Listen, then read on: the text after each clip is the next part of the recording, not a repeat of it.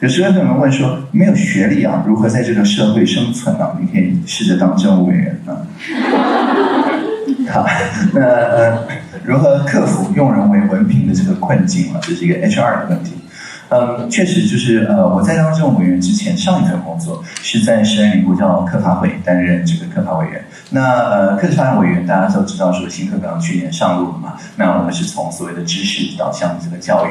变成是所谓的素养导向的教育，因为知识是就是基本上就是书到用时随便找嘛，现在大家都是直接上网络上面就可以找到知识了嘛，那就是去背那个知识的意义已经非常非常小了。那但是就是我们所谓的终身学习，适性扬才，就是按照自己的这个性格，然后去发挥自己的才能，在自己选的那个方向去创造的话，那你就赢在起跑点上，因为你的同学每个都是跑别的方向，每个人有自己的方向，每个人都是那个跑道上面的第一名。那这个就是新课纲跟旧课纲最大的一个差别。那这样子的差别呢，就是让大家可以去用你的学习的历程去取代以前以证书来证明的那个学历。如果有玩过线上游戏的话，就知道说，在以前古老的时候，就是我小的时候玩的那些 RPG 啊，那些角色扮演游戏，等等，它通常呢都是就是只有一个这个 XP， 就是经验值嘛。那你累积到某个点数，你就升级嘛，然后再升级，再升级，再升级，就是这样子。因为当时个人电脑这个计算能力不是很好，所以它就是一个很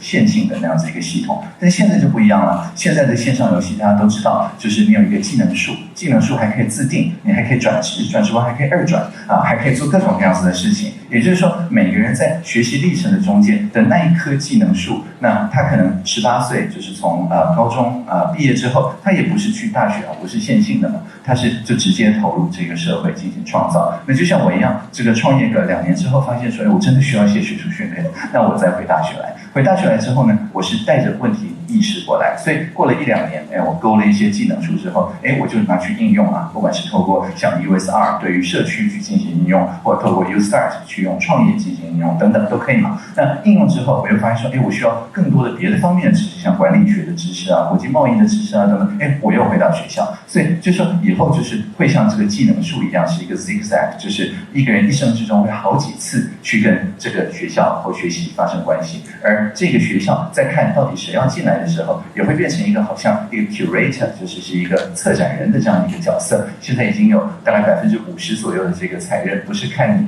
就是成绩怎么样，而是看你的学习历程里面有没有这个策展人需要的，就是我们组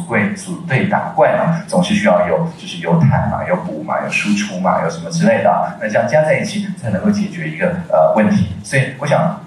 在后面这个部分，就是在高教端，我想就是很快大家就会看到说新课纲的这一批高中生他的学习历程呢，甚至我们现在大考中心大家都发现说，现在变成素养导向的这个命题取向了。现在坊间的补习班也不是在那边就是刷新手村那个升等那个的做法那就跑去户外爬山去了目前好像还没有这个华都木州环岛的补习班，不过很快就会有的，我猜。对，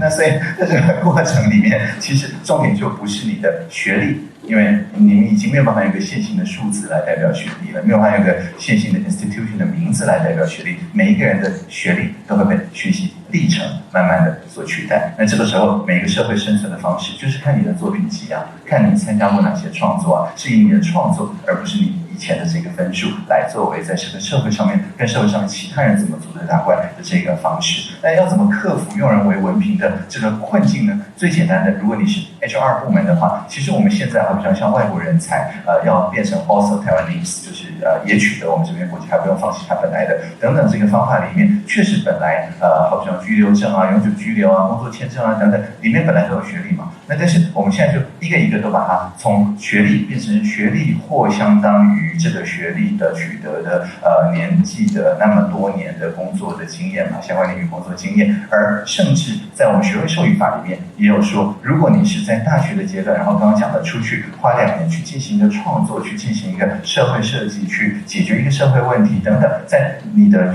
大学如果他愿意的话，这个东西可以采认成一个硕士学位，就是相当于你2年做的一件事情变成一个硕士学位。现在这个法律的空间都有了，所以从最这边实验教育到这边教育实验，就是体制里面，现在已经是一个共融交叉承认的这样一个状况。所以未来这个微文明困境，我是非常的乐观，就是应该就是在就是假设我们顺利的明年去把18岁成年的这个东西就是推进的话，因为目前就是让小孩高中之后无法投入社会，最大的困难就是家长说你无论如何去念个大学嘛，对不对？然后呢，就是我们问家长为什么，家长也讲不出来为什么，感觉就是应该要先念个大学，对。但是这个是因为小孩还就是需要他们签字啊。那如果接下来18岁成年就不需要他们签字了，小孩自己想去出社会就出社会了。那所以这一切都是就是我们的阳谋啊。那所以如果明年是很成功的18岁成年的话，那我想这个就是微文凭的这个困境，我们应该有指望在未来5年左右慢慢解决这个问题了。